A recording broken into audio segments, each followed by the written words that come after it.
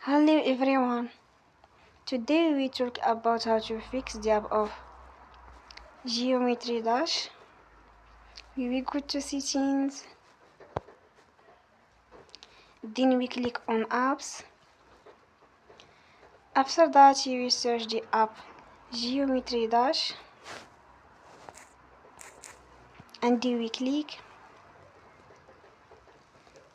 you will on for stop. After that you will go to storage,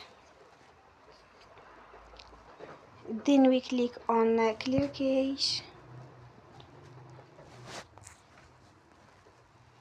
In the end, turn your phone and you will recharge your phone again. Don't forget to support us by like and subscribe.